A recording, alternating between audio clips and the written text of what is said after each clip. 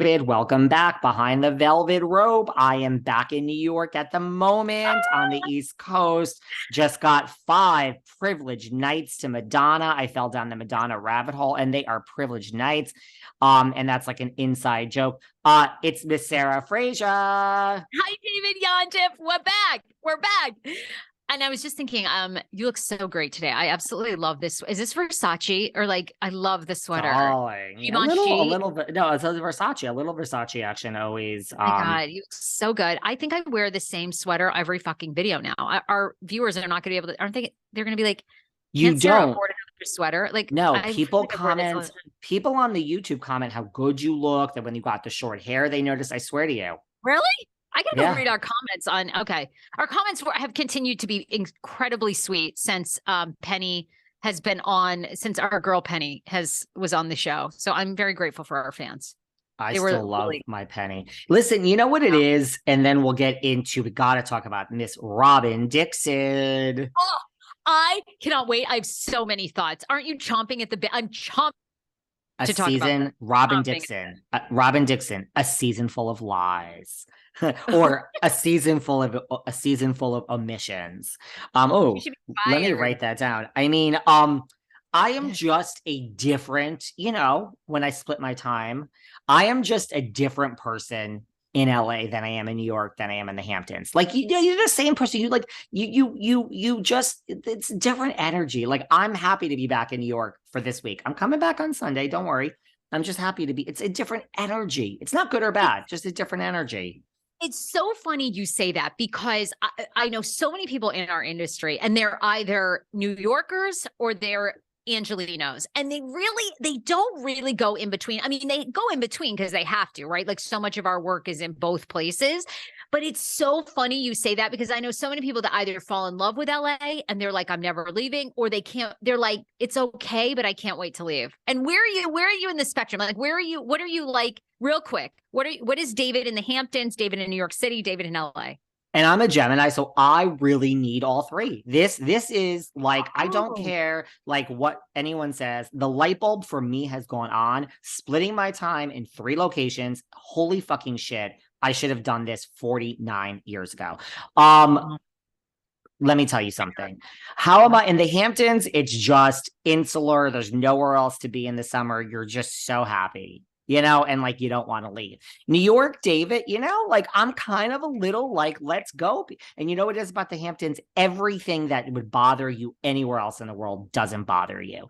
You wait in line somewhere, coffee, you go to Sagtown Coffee on a Saturday morning, girl, the line is down. You're like, oh my God, hi. Hey, Countess Lou, how was your night? Oh my God, I could wait in this line for 7 hours. It's like heaven. If you're going to wait in a line in LA or New York, I would punch someone in the face. So things don't bother. Like New York, David, did you hear me? New York, David is on edge, baby. Like, let's pick up the pace. And I love LA. I do. But I couldn't live in any one of these places full time. I really couldn't. This is the perfect split.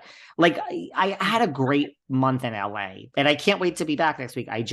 I'm okay being here. LA is it's so stereotypical. It's like the traffic it's not bad, but then you're like, when you get back to like a New York, you're like, it didn't bother me when I was there, but man, that traffic sucked.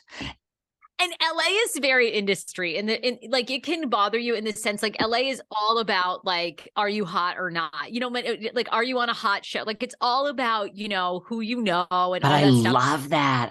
There's so much business that happens. I absolutely love our industry so much, but I like having normal friends because it's also like, does that really fucking matter? Like, who cares? Like if I get into the Ivy or not, like the rest of the world is, by the way, keeps moving and doesn't give 2 shits, but in our business, it's like a big deal, so it's, but I love our industry. I love the entertainment business. There's no better business than show business. I know. And you know what? According to you, you're either of the people or of the industry. And David and Sarah are of these amazing listeners. And that is why, because if we were of the people, if we were of the business, we wouldn't say, Robyn Dixon, should you be fired? Possibly. I mean, I have so many thoughts.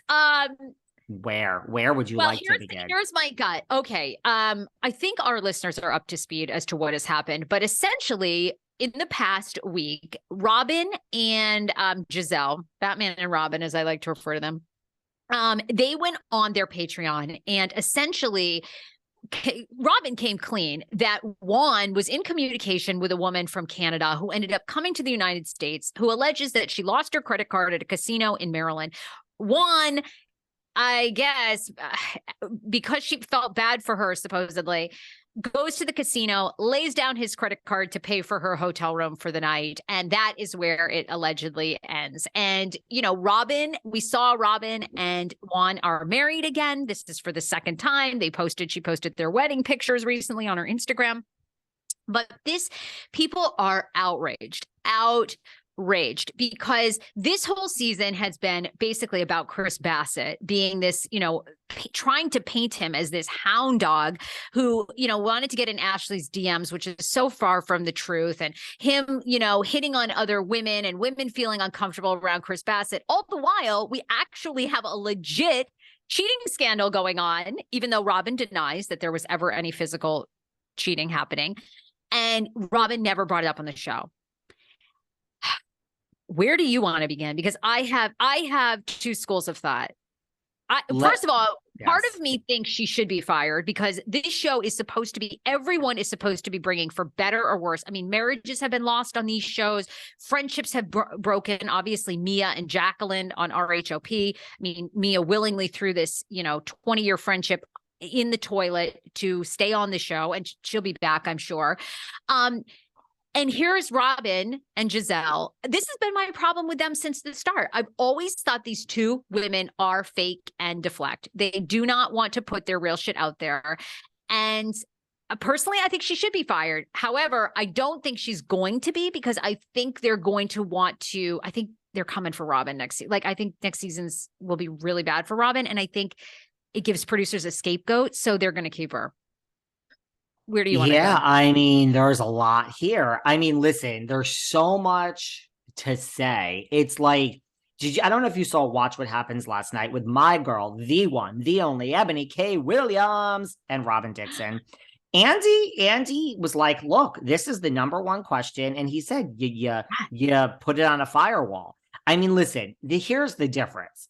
I have a Patreon. I do very exclusive weekends with Kim D. It's become everyone's favorite. You're not getting Kim D unless you pay. It's that simple. The difference is this is my actual business, right? This is the livelihood. So I have no problem with someone putting the special shows behind a firewall. That's the business. You want it? Pay for my Kim D. Lots of you do. Thank you.